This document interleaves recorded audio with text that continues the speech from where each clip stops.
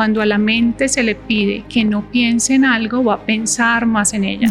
¿Qué hacer cuando sentimos que la atención se nos dispersa? Ya hay estudios en población, por ejemplo, infantil, donde se generan déficits atencionales en relación con el uso prolongado de las pantallas. Yo creo profundamente que la neurodivergencia es un superpoder. Y eso es súper importante y eso es algo que van a conseguir también en este podcast, que entiendan un poquito de cómo es la biología del cerebro, pero también que puedan dar respuesta a algunas de las cosas que nos mortifican a muchos en la vida, y es: ¿cómo hago para dejar de sobrepensar? ¿Cómo hago para poner foco? Ahora, cuando ocurre rumiación del pensamiento, nos quedamos estancados en ese flujo del pensamiento. Y cuando se estanca un pensamiento, la mente lo detecta como una amenaza. Cuando tengo ansiedad y cuando tengo depresión, una de las cosas que pasa es que cambian las redes neuronales. En esa neuroplasticidad negativa, estamos creando rutas que no son tan chéveres. Ejemplo, si yo hago rumiación todos los días, si yo me quejo todos los días, pues mi cerebro aprende por defecto a que esa sea la ruta neuronal típica que se prende, ¿cierto? Pero si yo agradezco todos los días, pues voy debilitando las rutas neuronales existentes y empiezo a crear rutas positivas en pro de mi bienestar, tal cual pasa con el estrés.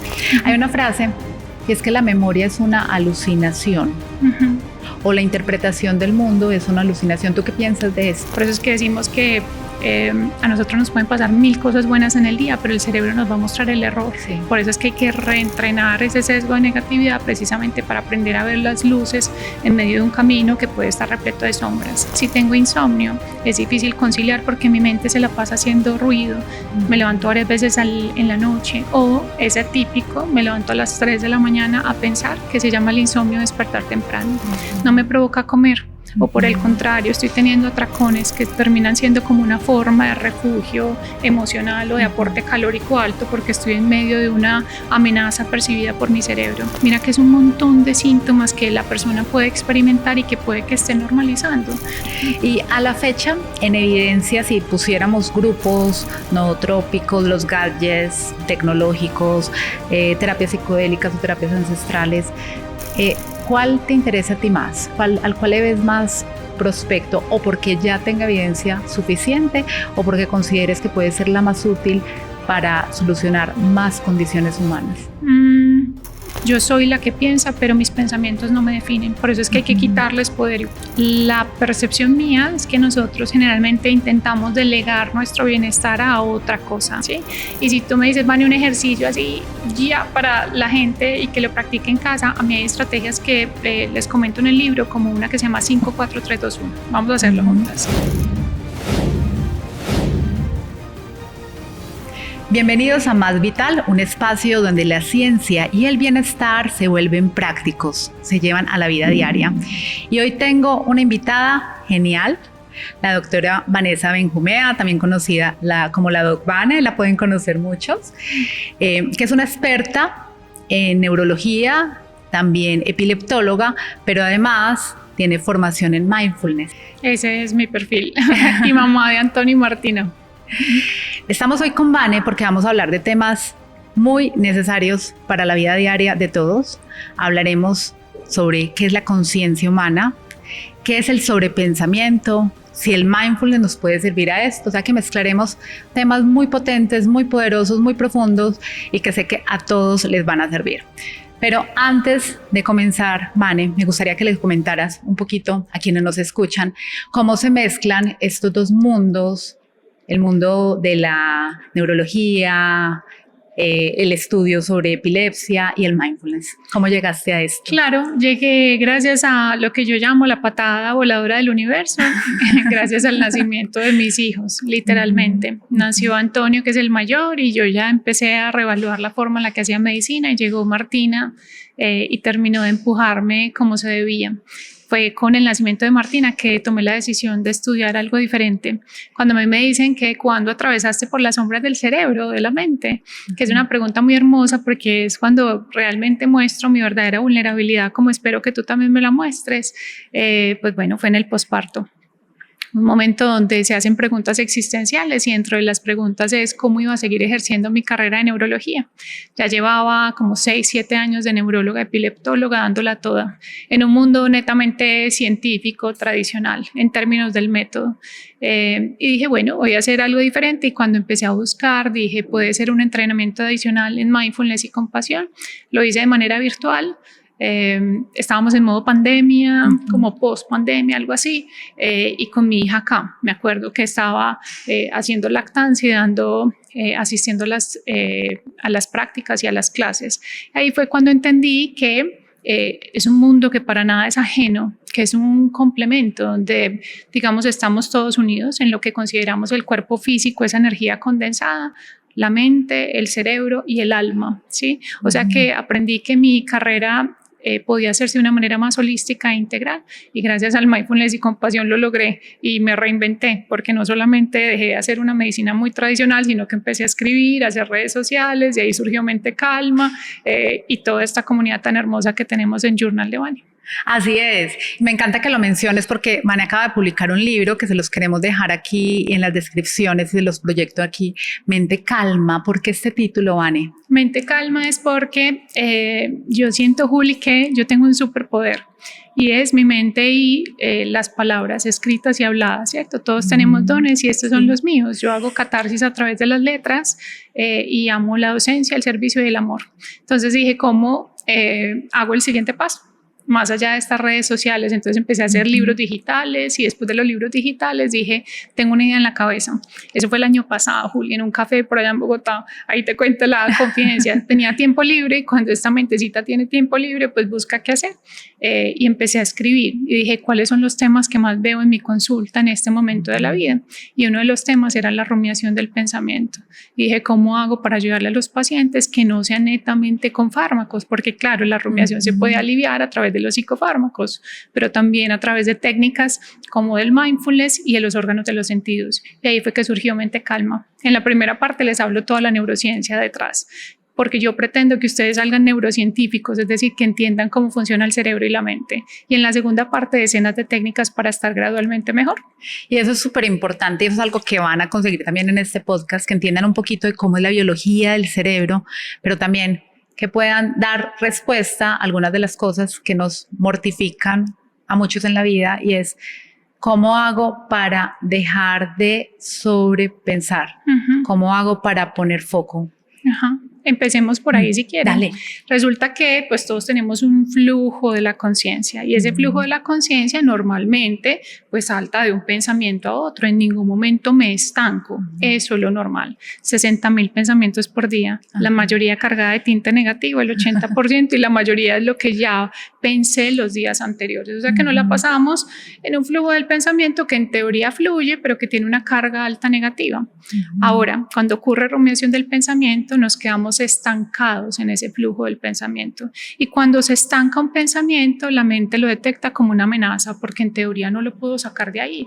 Y se prende todo el sistema de estrés, ese sistema nervioso simpático, ese eje hipotálamo, hipófisis, adrenal, está ahí prendiéndose todo el tiempo, porque tengo una amenaza que es real de un estancamiento en ese flujo. Entonces ahí es cuando surge la necesidad de atender esa rumiación del pensamiento.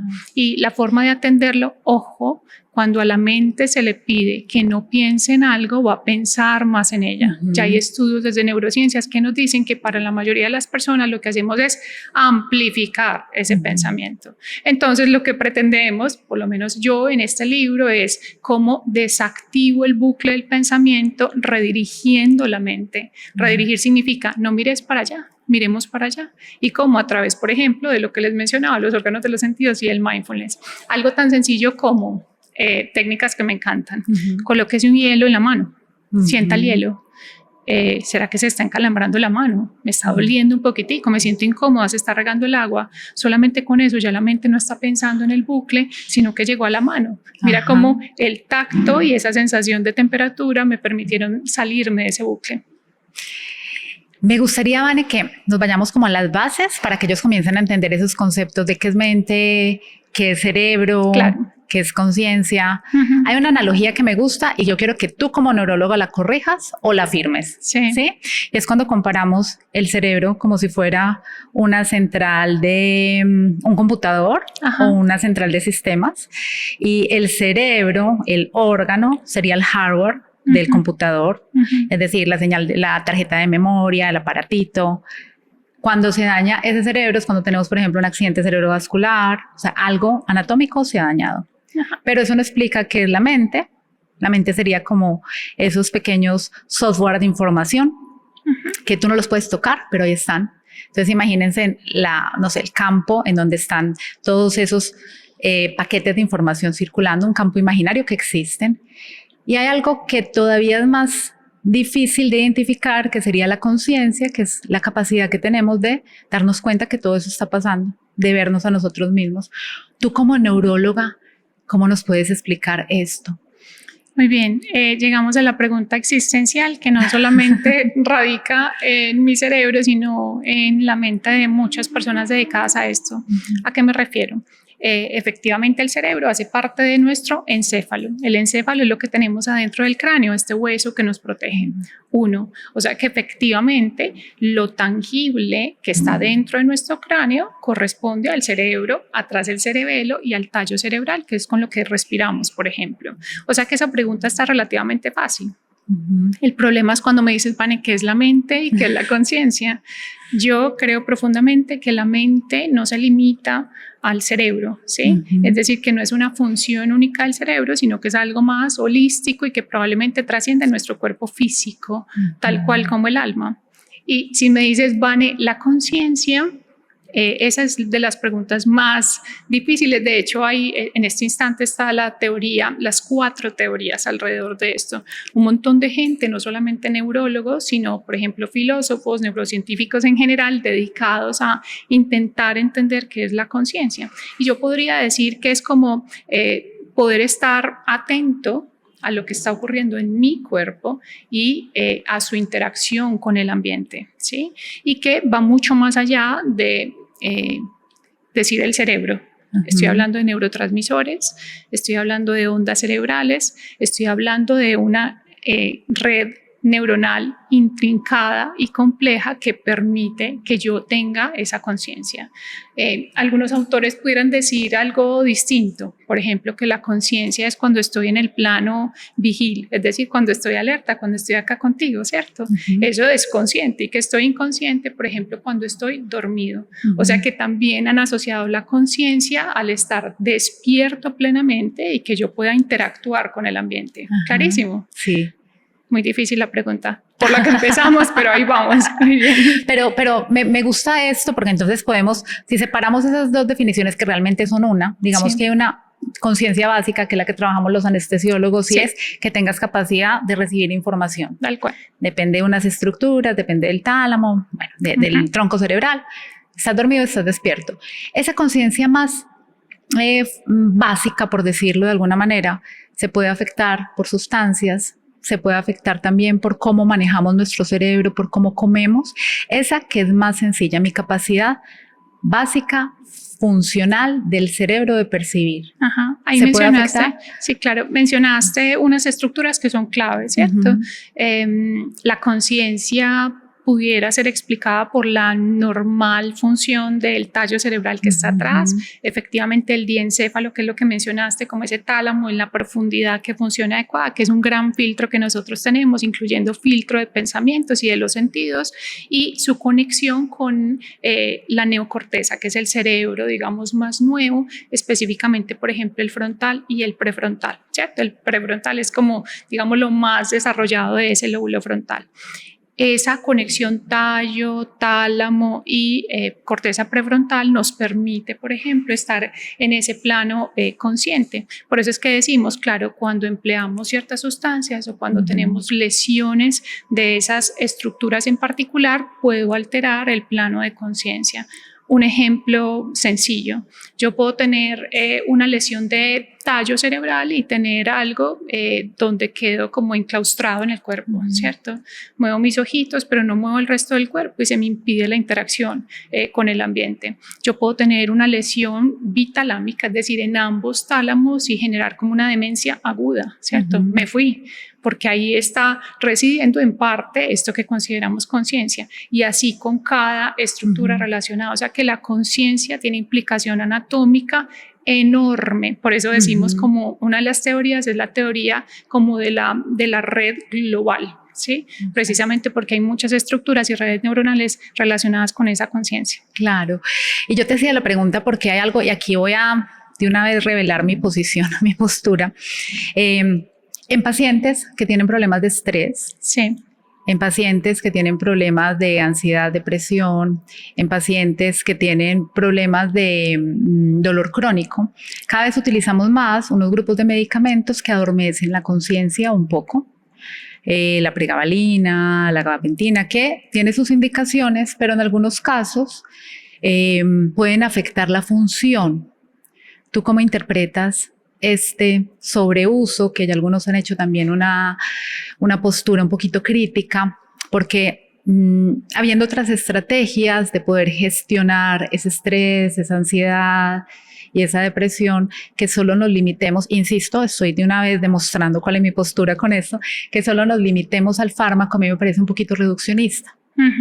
Claro, yo por eso digo que cuando una persona está atravesando por las sombras de la mente, una de las cosas que tiene que hacer es llenarse de un montón de muletas, porque yo creo profundamente que los psicofármacos o estos manejos, digamos, que empleamos, que tienen efecto anticonvulsivante, analgésico y ansiolítico, constituyen una de las muletas, pero no las únicas, y que si yo no trabajo, digamos, el estrés o el trauma que tengo, cuando me quiten esa muleta, pues probablemente voy a volver a tener una reincidencia de síntomas. Ahora, hay un ejemplo que les quiero colocar, y es que, por ejemplo, el estrés, ¿sí? ¿Qué hace el estrés sobre el cerebro? Y claro, todos hablamos de cortisol, del eje hipotálamo, hipófisis adrenal, pero pudiéramos ver otras cosas adicionales: el estrés, la ansiedad y la depresión. Uno, cuando yo tengo estrés hay un montón de noradrenalina en la corteza. La corteza es la que se prende, ¿cierto? Entonces una de las cosas que pasa es que no se activan las redes profundas y por ende puede que no tenga tanta creatividad, ¿cierto? Que esté en modo automático, modo zombie, como le digo yo. Cuando tengo ansiedad y cuando tengo depresión, una de las cosas que pasa es que cambian las redes neuronales. Hay algo maravilloso que se llama la teoría de las 3 grandes redes neuronales, que a mí me encanta y que lo hablo en el libro. ¿Y por qué será que me encanta? Pues porque, por ejemplo, la red neuronal por defecto es esa a la que nos vamos cuando nos elevamos, ¿cierto? Si tú y yo nos perdemos en esta conversación, ¡pum!, se nos prende esa red. O sea que es la que está prendida en la rumiación del pensamiento, en los momentos de estrés, cuando me voy mucho al pasado, cuando me voy mucho al futuro y no me puedo centralizar en el presente, cuando estoy catastrófica imaginándome el peor escenario. La red de saliencia es un switch que me pasa entre una y la otra, y la tercera es la red ejecutiva central, que es la que me permite estar acá concentrada hablándote a ti y hablándole a esta cámara. Entonces, una de las cosas que hacemos, por ejemplo, es ayudar a modular esas estructuras cerebrales que disfuncionan cuando hay estrés, ansiedad y depresión. Una de las estrategias son los psicofármacos, pero claramente no son las únicas. Ahí es cuando entra lo del mindfulness, la compasión, en fin, todo esto, ¿sí? Ahora, ¿qué pasa con el uso crónico de estos medicamentos? Básicamente es como que el cerebro se va recibiendo esto, y cuando va recibiendo, pues va creando nuevas rutas neuronales o nuevas autopistas en relación a la continua infusión o recibida de ese medicamento en el cuerpo, ¿cierto? Ahí es cuando decimos, claro, es que el cerebro se neuroadapta, los circuitos cambian porque yo estoy tomando continuamente un medicamento, por ejemplo, que modula la función del GABA, ¿sí? Hay pacientes que efectivamente pueden experimentar síntomas diferentes con este tipo de medicamentos, por ejemplo, la somnolencia excesiva, ¿cierto? Que no le pasa a todos los pacientes, pero puede darse, o efectos no tan claros de por qué ocurren, como las mioclonías. Juli, ¿se has visto? Que los pacientes con pregabalina o gabapentina pueden presentar ese tipo de convulsiones donde hay brinco, ¿ierto? Entonces es entender que no todos los cuerpos reaccionan igual y que el consumo crónico del medicamento tiene que verse explicado porque hay una necesidad y concomitantemente ir trabajando no solamente con los psicofármacos en el paciente, porque sin duda yo creo profundamente que si el psicofármaco se quita, pues el trauma o el estrés aflora.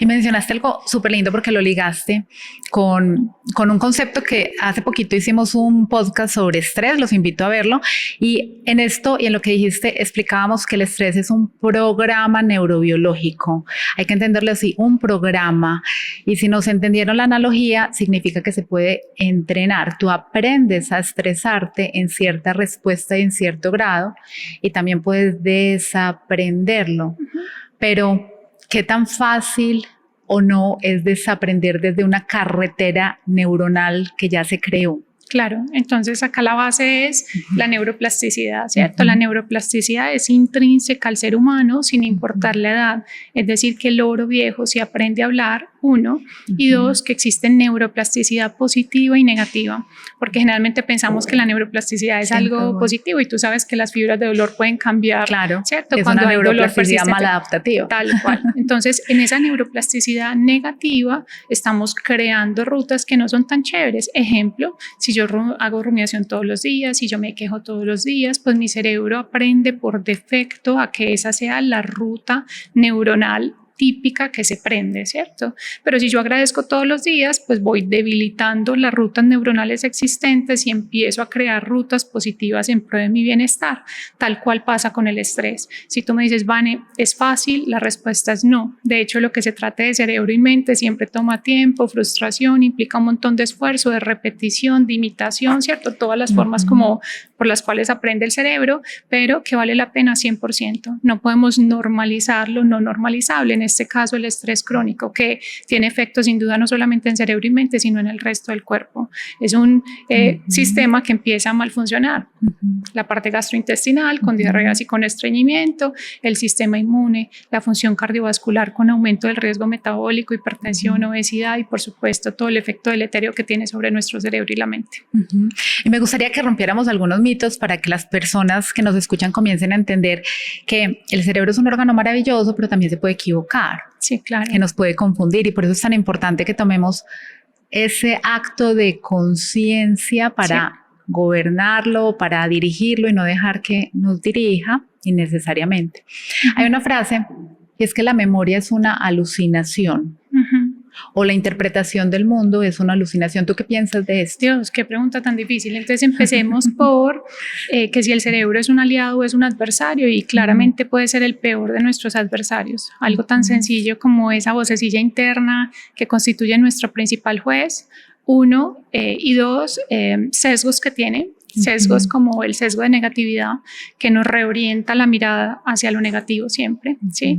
En vez de lo positivo o lo neutro. Por eso es que decimos que a nosotros nos pueden pasar 1000 cosas buenas en el día, pero el cerebro nos va a mostrar el error. Sí. Por eso es que hay que reentrenar ese sesgo de negatividad precisamente para aprender a ver las luces en medio de un camino que puede estar repleto de sombras. Y el sesgo de comparación, que nos hace casi que definir nuestra propia valía con base en varas ajenas, ¿cierto? Entonces, por eso hay que trabajarle arduamente al cerebro y, como le digo yo a los pacientes, nunca soltarles la pita. Es como si yo estuviera jugando, siempre se los pongo, con esa pita que hacíamos cuando chiquitos, que uno jalaba por acá y otro por acá. Pues bien, nunca se le suelta la pita porque si no es capaz de ganarnos y tirarnos como a ese terreno de las sombras de la mente.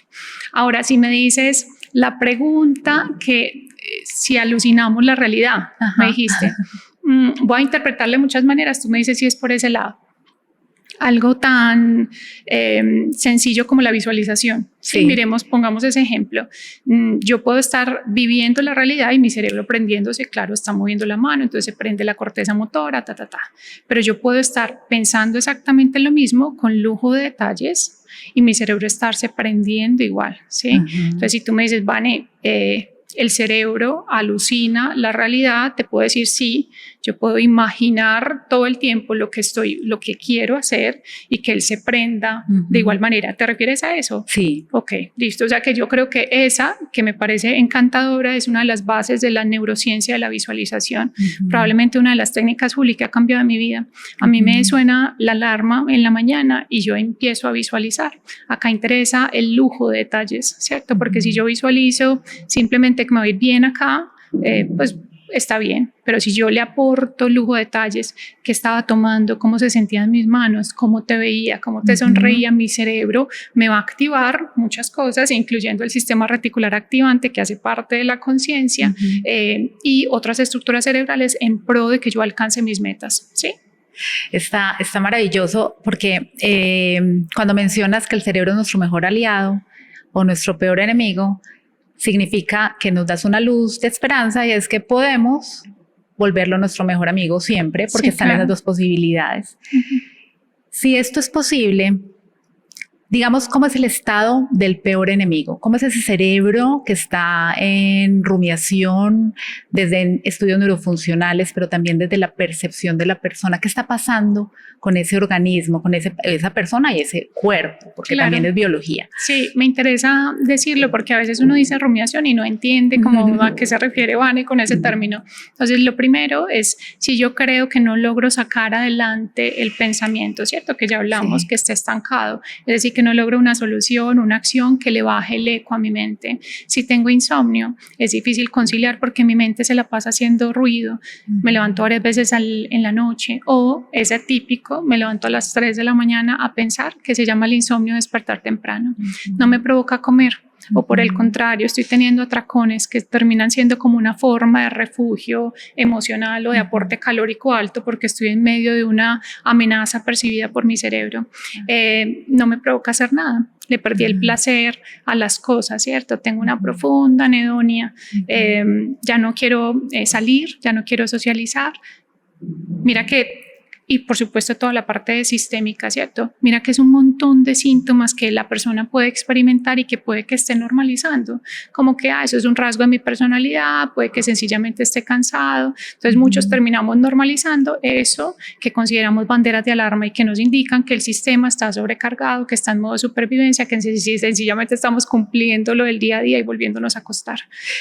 Y lo que pasa es que el cerebro gasta mucha energía con esto. Entonces las personas no entienden que muchas veces están muy fatigadas, no porque hayan corrido una maratón físicamente, pero la corrieron cerebralmente. Tal cual, que es lo que la gente siempre le dice, Van, estoy cansada, pero no sé por qué. Y yo siempre les digo, sí hay un por qué, ¿cierto? El hecho de estar con una amenaza persistente, lo que está aprendiendo todo el tiempo es el sistema nervioso simpático. Y el simpático sí que nos hace cansar en términos energéticos. Entonces la invitación es a entender que ese cansancio sí tiene una explicación y que le tenemos que buscar solución precisamente para aprender todas esas otras formas, que es la contraparte, la neuroplasticidad positiva, que representa, por ejemplo, el fortalecimiento del sistema nervioso parasimpático. Y hay una realidad, Vane, que nos aqueja a todos, y es que cada vez tenemos que en menos tiempo rendir más. Eso es una realidad que yo espero que el paradigma cambie, pero tal vez ni tú ni yo en nuestra vida lo veamos. Y nos tenemos que adaptar. Y de la mano a eso está que cada vez tenemos, al parecer, menos capacidad de atención como consecuencia, pero hay otras causas que me gustaría que tú nos dieras tu opinión. ¿Qué hacer cuando sentimos que la atención se nos dispersa? ¿Y cómo interpretas todo este mundo de la inteligencia artificial que está surgiendo dentro de esto, que es una problemática que los profesores se quejan de los alumnos del colegio, pero asimismo los profesores universitarios de los alumnos universitarios y las mismas personas en sus tareas de la vida diaria dicen es que me di cuenta y estuve distraído y perdí 2 horas y por eso no logré completar la tarea que me pusieron? ¿Sabes qué siento, Juli? Y yo creo que las personas que me siguen saben que mi definición de éxito es tener tiempo, precisamente porque tiempo no tengo, ¿sí? Entonces lucho arduamente precisamente por liberarme de toda esa carga la cual he normalizado en relación con mi profesión y con mi maternidad. Nos metemos en eso que yo llamo la carrera de la rata y lo normalizamos. La intención es démonos cuenta que estamos ahí, busquemos soluciones activas en el día a día. 1. 2, yo creo profundamente que los listados extensos de bienestar nos están quitando bienestar, por eso la invitación es a casarse con 1 o 2 cosas en el día a día. Miren que yo les dije, yo hago visualización y la segunda que generalmente hago es meditación, pero entonces ¿tú qué vas a hacer? te vas a aprender a alimentar en los horarios adecuados, desayuno, almuerzo y comida, vas a hacer aromaterapia, vas a hacer ejercicio. Escoge una, y no estamos hablando de 2 horas al día, pues porque 2 horas son casi que imposibles e incompatibles con el mundo actual. Entonces empieza por 10 minutos. De hecho, voy a hacer un paréntesis acá. En meditación ya tenemos estudios que 10 a 13 minutos al día por 4 a 8 semanas fortalecen esas estructuras relacionadas con la regulación emocional, prefrontal, y calma la amígdala, y cambian esas redes neuronales que mencionamos al inicio. Es decir, modifica la conectividad, por ejemplo, de esa red neuronal por defecto para que me pueda centrar en el presente. Súper sencillo, 10 minutos, visualizo 5 minutos y ya chulié. Lo importante es la repetición, porque la repetición es la base de esa neuroplasticidad positiva para generar esas nuevas autopistas neuronales. Ahora, ¿qué opino del mundo moderno? Del estrés y de la inteligencia, ¿cierto?, artificial. Creo que las realidades no se pueden tapar con un dedo y que ella está acá para quedarse. Entonces tenemos que empezar a adaptarnos, y adaptarnos significa convivir de la mejor manera con ella. Efectivamente, nosotros tenemos más déficit de atención, por ejemplo, en parte con el uso de las redes sociales, por ejemplo, de las pantallas. Ya hay estudios en población, por ejemplo, infantil, donde se generan déficit atencionales en relación con el uso prolongado de las pantallas que no corresponden a TDAH, déficit de atención e hiperactividad, sino que están en relación con las pantallas. Resulta que estas pantallas modifican nuestro cerebro y modifican el ojo, ¿sí? Entonces tenemos más déficit de atención, tenemos más niños miopes, tenemos más trastornos del sueño, más ansiedad, más depresión. Estas pantallas liberan una luz que es brillante y que es azul, y que generan algo que se llama con esa luz cronodisrupción. Literalmente en cristiano están alterando nuestro reloj biológico, ese que dura 24 horas. Y cuando se altera van a decir, Vane, pero pues claro, no dormimos bien y ya está, estamos procrastinando el sueño, no pasa nada. La cronodisrupción se asocia a inflamación, y la inflamación es lo que tratamos tú y yo en nuestros pacientes. Es decir, que se altera el estado de alertamiento o el estado de vigilia, la conciencia, se altera el patrón de sueño, se altera el ánimo, ¿cierto? O sea que la cronodisrupción tiene un montón de impacto que no solamente se limita al cerebro y la mente.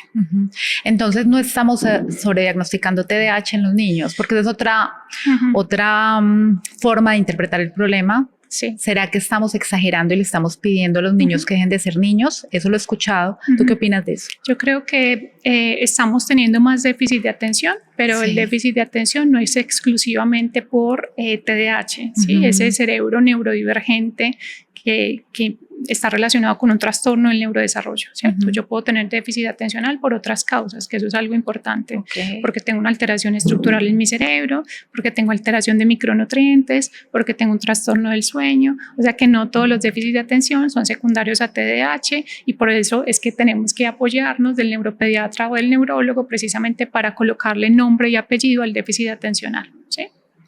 Vane, ahorita que mencionaste ese tema, quiero que hablemos un poquito de esto, ya que estamos hablando de conciencia y que la percepción del mundo tiene que ver más con el ser que la percibe que con la realidad. ¿Qué pasa con los cerebros neurodivergentes? No cerebros, las personas neurodivergentes. Qué hermosura que digan las personas, ¿cierto? Eso de las personas, y de pronto las personas que nos están viendo dirán, pero ¿por qué están haciendo esa diferencia? Es que no estamos hablando de una etiqueta que tiene alguien, ¿cierto? Sino de una característica más. Yo creo profundamente que la neurodivergencia es un superpoder, Juli, imagínate. El cerebro neurodivergente es un cerebro que es claramente diferente. Es una población selecta, estamos hablando del 4% en algunos estudios, versus el cerebro neurotípico, que representa el 96% de la población. Y van a decir, Vane, ¿pero qué significa eso? El cerebro neurotípico piensa y actúa de cierta manera. El cerebro neurodivergente sencillamente piensa y actúa distinto a lo que plantea el molde, ¿cierto? Entonces, claro, cuando se es neurodivergente, que ahí se incluyen muchas condiciones, no solamente el TDAH, ya les voy a mencionar, pues eso es como luchar contra corriente, pues porque la corriente va para allá y yo voy para allá, ¿sí? Entonces aumenta el riesgo de ansiedad, aumenta el riesgo de depresión, el sentido de no pertenencia, el riesgo de burnout. Por eso es que las personas con neurodivergencia las tenemos que cuidar, clasificar de manera adecuada, porque yo tengo pacientes que llegaron hasta la edad adulta y no sabían que tenían neurodivergencia. El diagnóstico temprano hace la diferencia, el acompañamiento, y por supuesto que entiendan que la diferencia hace la diferencia. El hecho de que yo sea diferente no significa que sea enfermo, significa que sencillamente, como les estaba mencionando, pienso y actúo diferente. En esa gran sombrilla que representa la neurodivergencia, neurodivergencia está en condiciones como el TDAH que mencionamos, están las altas capacidades, está el trastorno del espectro autista, algunas personas colocan las personas altamente sensibles ahí o las personas con trastornos del ánimo, ¿sí? Entonces mira que esa neurodivergencia es una sombrilla que todavía no está tan entendida, pero que entendemos que es una sombrilla muy selecta. Yo siempre he pensado que todo tiempo pasado fue peor, porque antes entenderíamos la neurodivergencia como locura inclusive. Sí, claro. Y qué bueno que hoy podamos darle una cabida desde diversidad que nos favorece, que nos permite florecer como humanidad y no como algo que se deba rechazar o segregar. Sí, me encanta que hayamos... La diferencia siempre ha sido rechazada, ¿sí? Pero yo le digo mucho a mis pacientes eso que acabo de decir, Juli, la diferencia es la diferencia en todo, y yo siempre les menciono, si a mí me dicen que mire para allá, yo miro para allá, y creo que eso es lo que nos ha permitido crear nuevas sociedades, crecer como sociedad. Por eso es que el inconformismo es tan importante. El inconformismo tiene una connotación negativa, pero yo solo le veo algo positivo, es una fuente de innovación, no querer seguir haciendo y pensando de la misma manera. Hermoso, hermoso. Mane, cuando hablamos de meditación, a mí se me viene a la cabeza todo. Sí. De dolor crónico, ansiedad refractaria, depresión, optimización, mejora de atención. Háblanos un poquito de meditación, porque ya me imagino que post pandemia todos hemos escuchado, hemos hablado de los beneficios, pero yo quiero recalcarlo. ¿Y por qué para algunas personas parece tan ajeno, tan difícil, no acoplable a la vida? Ok, entonces vamos a partir de más afuera, que es el mindfulness, esa capacidad de estar aquí en el ahora, y que hay mindfulness activo y mindfulness pasivo.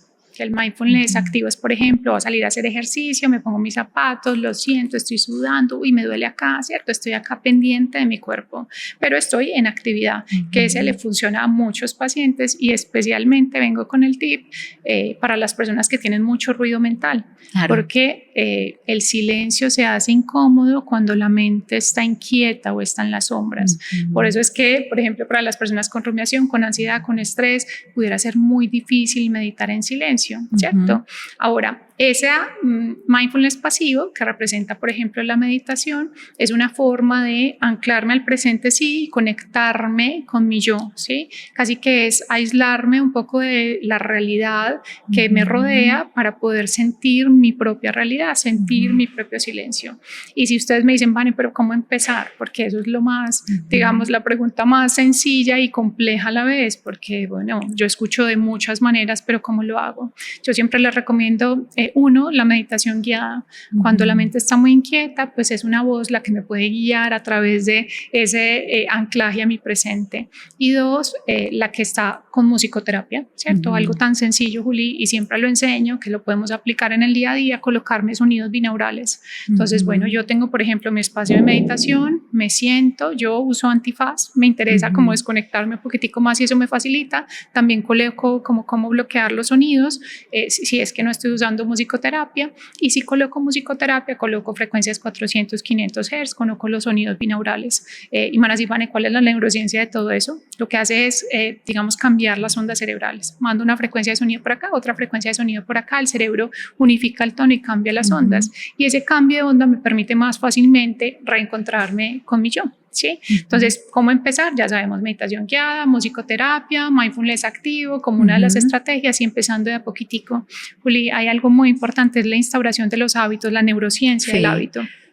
Y es que no empezamos viéndole al cerebro de entrada media hora, porque si no el cerebro va a salir de ahí porque dice yo no soy capaz de hacerlo. Pero si yo empiezo con 5 minutos, mi cerebro dice ok, pasé estos 5 minutos, yo sí soy capaz, me estoy sintiendo cada vez mejor, quizás pueda con más. Ese sistema de recompensa va diciendo yo sí puedo y sí estoy obteniendo beneficios.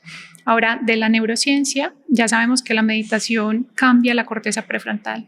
El prefrontal es el sabio consejero, es el que me permite discernir el riesgo, gestionar mis emociones, tomar decisiones, ¿cierto? Y lo otro es que calma la amígdala, y ahorita la mencionamos, la amígdala está acá detrás de la sien en el lóbulo temporal, tenemos dos, ¿sí? Y la amígdala es la que se prende con el pánico, con el estrés, con el estado de hipervigilancia. Entonces podemos regular esa amígdala cerebral a través de la meditación, y ya sabemos que son escasas semanas, 4 a 8 semanas. Y lo otro que hace es esto del cambio de las redes neuronales que ya sabemos. Entonces la meditación me permite focalizarme más, activar la red ejecutiva central, bajarle la carga a esta red neuronal por defecto, es decir, que no me la pase por allá en mi estado, en la nube, en el bucle del pensamiento, y fortalecer esta desaliencia para que me fortalezca una y otra vez esa red ejecutiva. Y hay otro grupo de pacientes que puede tener más dificultad, y son las personas con dolor crónico, sí, porque claro, muchos de ellos, no todos, eso lo explicamos también en el podcast de dolor crónico, lo invito a que lo vean también, tienen un aumento de su atención puesta en el dolor. Entonces, cuando los pones en silencio o les pides que callen un poquito el ruido externo, se puede magnificar esa interocepción y esas señales de alerta. ¿Qué recomendaciones tú podrías darles a esa población cuando quieren acercarse a alguno de estos métodos? Claro, yo probablemente sería de métale ruido, ¿sí? Cuando la mente tiene mucho ruido, pues métale un ruido externo, y ahí es cuando hacemos lo de la meditación guiada, o sencillamente el ejercicio, empezar de a poquitico, porque claro, yo no les voy a pedir media maratón porque les duele cada parte de su cuerpo, sí, pero si empiezan, por ejemplo, no sé, con natación, con una caminata un poquito más rápida, ¿cierto? Eso pudiera hacer la diferencia precisamente para lo que hablamos al inicio, de que la mente y su ruido no me permitan conectarme con mi propio yo. Me encanta, me encanta. Me gustaría también que les dejáramos un ejercicio práctico. Sí, claro. Esta persona que está en un momento donde se siente con 1000 tareas, siente que no está funcionando, ¿qué le podemos decir? Sí, entonces hay muchos ejercicios. Empecemos. Una de las cosas que ocurre cuando estamos muy cansados es que hay mucha adenosina en el cerebro, en el frontal, se prende eso de adenosina. Y una de las estrategias que empleamos es, por ejemplo, el café. Entonces, si me dicen, Vane, una de las estrategias para las personas que somos cafeteras es tomar cafecito. Entre 1 y 4 cafecitos al día pudiéramos optimizar, digamos, el funcionamiento del cerebro bloqueando esa adenosina. 1. 2, a propósito de la convivencia continua con las pantallas, hay opciones, por ejemplo, colocarse gafitas con filtros de luz azul y brillante, sí, que son súper baratas, buenas, bonitas y baratas, especialmente al final del día y en la noche. Colocar bloqueo de la pantalla menos de 30 centímetros, que es una función que tienen los dispositivos. Intentar no emplear pantallas 1 hora antes de acostarme y 1 hora al levantarme. Esos son los momentos que yo llamo los umbrales de la mente, donde el inconsciente está más permeable y donde yo lo tengo que cuidar. No es lo mismo acostarme viendo noticias a acostarme leyendo o escribiendo, haciendo journaling terapéutico, ¿cierto? Claro. Ahora, si me dicen de otras estrategias adicionales del ejercicio, Juli, sabes que quiero hacer como una acotación, porque a nosotros siempre nos dicen que sí, vaya, haga ejercicio, que sude y que le palpite el corazón, sí, y eso puede ser una de las estrategias para hacerlo en casa, ¿cierto? No es como ir a vitrinear o ver cositas en la calle, sino listo, voy a dedicarme este tiempo para mi cerebro, y dentro de las formas es haciendo de a poquitico hasta llegar a 20 minutos 3 veces a la semana. Nuestro cerebro va a ser diferente, ¿sí? Y si tú me dices, Vane, un ejercicio así ya para la gente y que lo practiquen en casa, a mí hay estrategias que les comento en el libro, como una que se llama 5, 4, 3, 2, 1. Vamos a hacerlo juntas. Perfecto. Entonces, 5 cosas que estés viendo en este momento. No emplees como lo típico, claro, el celular. No, ¿qué más estás viendo? Ok. 4 cosas que estés escuchando. Mira que en este momento tenemos un montón de input, ¿cierto? Ahora, 3 cosas que estés tocando en este momento. 2 cosas que estés oliendo, 1 cosa que estés degustando, ¿sí? Mira cómo los órganos de los sentidos nos trajeron al presente y nos permitieron, digamos, como focalizarnos más rápido bajando el ruido de la mente, ¿sí? 5, 4, 3, 2, 1, facilísimo. Qué importante es centrarte en el presente. Eso es. Que lo hemos dicho tantas veces, se puede hacer desde ejercicios tan sencillos como ubícate y siéntete. Y siéntete. Y siente el presente con todos los escenarios que te permite tu vista, tu tacto, tu olor. Ajá, hay otros como el baño de bosque que lo hacemos mucho, Juli, pues salir a caminar, ¿cierto? Eso prende la corteza prefrontal debajo del cuerpo calloso y eso hace que me sienta mucho mejor. Escribir lo que pienso, que es finalmente la catarsis de la mente. O sea, hay incontables técnicas para que empieces a estar mejor. Lo importante es entender que no todas las técnicas funcionan para todas las personas y que no todas se deben hacer al tiempo, precisamente para no abrumarnos más. Vane, pero me gustaría que reforzáramos por qué el journaling, por qué escribir es importante. Claro, escribir sirve para muchas cosas. Básicamente es que podemos tener un montón de nudos en la cabeza, de ruidos, y es precisamente las palabras escritas las que permiten ir sacando uno a uno esos nudos, desenredarlos y plasmarlos sobre el papel. Cuando se ven sobre el papel puede que yo encuentre más fácilmente la raíz del problema y cuáles son como las subraíces, es decir, yo ya sé a dónde atacar primero, por ejemplo. Básicamente poder convivir con mi propia mente, una de las formas de hacerlo es plasmando lo que ella me está generando sobre el papel. Yo soy la que piensa, pero mis pensamientos no me definen, por eso es que hay que quitarles poder y una de las formas de quitarles poder es colocándolo sobre el papel, ¿sí? El journaling también hace otras cosas, por ejemplo, facilitar la memoria, ¿sabes, Juli? Que a veces me dicen, Vani, pero ¿cómo hacemos un diario? ¿Lo hacemos en el celular o lo hacemos escrito? Y yo siempre les voy a recomendar en la escritura, ¿sí? Porque el escribir, claro, activa las áreas motoras. 1, 2, calma mi mente y 3, activa las redes de memoria. Por eso es que en nuestros colegios no se debería perder el hecho de que los niños escribieran, ¿sí? Precisamente porque cambia la neuroanatomía cuando yo no escribo. Vane, ¿qué son las neuronas en espejo? Las neuronas en espejo son esas que se prenden cuando hago una actividad o cuando veo que otros hacen una actividad. El ejemplo más claro, Juli, es una de las explicaciones que tenemos para cuando alguien bosteza, que tú terminas bostezando, ¿cierto? Es como que se prende la neurona en espejo y especialmente cuando es una persona conocida, muy curioso. Entonces, si tú empiezas a bostezar, yo puedo empezar a bostezar porque mis neuronas en espejo también se prendieron. Esa pregunta te la hago porque hoy está muy interesante el fenómeno de neuronas de espejo para hacer tratamiento en pacientes. De ahí surgen, por ejemplo, parte de la explicación de cómo se da un efecto placebo, pero también surge el concepto de tratamientos grupales y cómo los otros nos ayudan a sanar desde esa realidad que es un superpoder de los seres humanos, ya que estamos hablando de todos nuestros superpoderes. Sí, sabes que me hiciste pensar en algo y es la corregulación, ¿cierto? Sí. Que es lo que me dices del trabajo grupal. Tú puedes entrar como correguladora en la medida en que estás prestando tu sistema nervioso sano para que el otro por espejo termine copiando la corregulación, ¿sí? Es como cuando yo llego y hago primeros auxilios psicológicos a una persona que no se encuentra en el mejor punto. Yo no puedo entrar gritando, quejándome o catastrofizando toda la realidad, sino que tengo que entrar calmada, con un tono de voz tranquilo, mirando a los ojos y a la misma altura, precisamente porque yo espero que la otra persona corregule a través de ese espejo que yo le estoy haciendo. Así 100%. Es. Y eso lo pueden vivir en familias cuando hay una persona que tiene una situación de estrés alta o inclusive un dolor crónico y los otros familiares comienzan a sentirse similar. Sí, por eso es que nosotros decimos que las enfermedades de la mente y del cerebro son enfermedades familiares porque terminan afectando como a todo el núcleo, ¿cierto? Por eso es que no solamente cuidamos al paciente, sino también a la familia. Hay estudios, Juli, en neurociencias que muestran cómo cuando la pareja no está bien, la persona no se siente bien. Me refiero, si la pareja está con ansiedad o depresión, como a mí me puede alterar el ánimo hasta semejante punto, precisamente porque yo estoy conviviendo con ese estado anímico, con ese dolor crónico todo el tiempo, ¿sí? Por eso hablamos de la carga del cuidador, por eso hablamos de hacer un manejo integral, no solamente para el paciente, sino para la familia.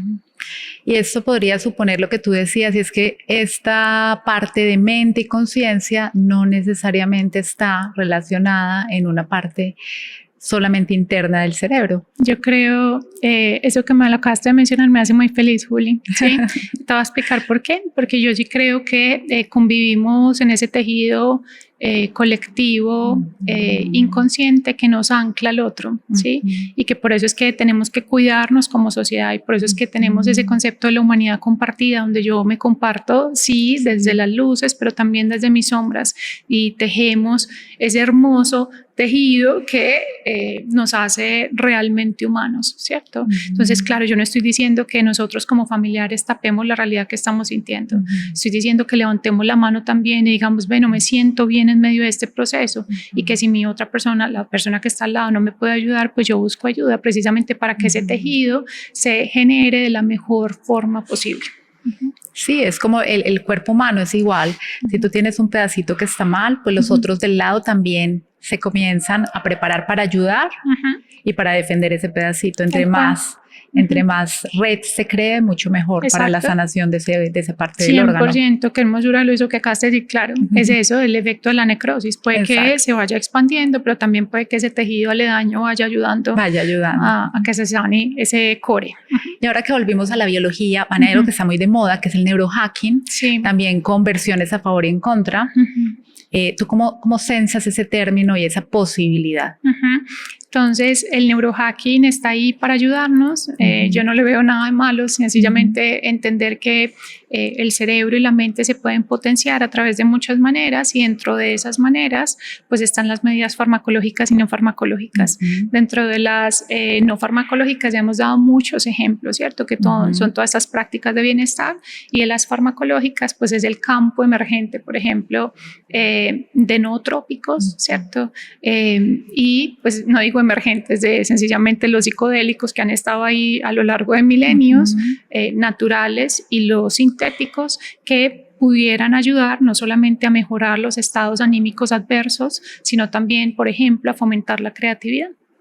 Sí, porque al menos hablando de psicodélicos, lo emergente es la investigación, pero es realmente una práctica ancestral. Es ancestral. Estamos retomando la mayoría de esto. Sino que es que nosotros tenemos una visión muy objetiva, tangible, método científico rígido, ¿cierto? Y creemos que solo lo nuestro es precisamente, digamos, lo válido, ¿sí? Por eso es que hablamos de emergencia, pero para nada, efectivamente. Eso lleva con nosotros conviviendo esa Pachamama desde hace muchos años y cambiando nuestra mente de manera ancestral.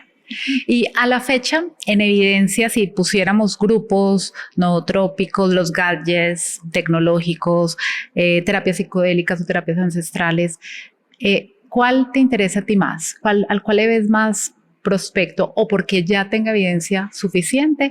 ¿O porque consideres que puede ser la más útil para solucionar más condiciones humanas? Yo creo que hay muchas que son muy válidas, ¿sí? La percepción mía es que nosotros generalmente intentamos delegar nuestro bienestar a otra cosa. Total. Por eso es que muy buen dato. Se nos hace más sencillo colocarnos un dispositivo o tomarnos un medicamento. Entonces, si tú me dices, Vane, ¿cuál? Pues yo diría hacerle fuerza a lo no farmacológico porque hay mucha neurociencia detrás y porque los estudios ya nos han dicho que claramente el cerebro cambia cuando yo hago ciertas prácticas a través de esa repetición.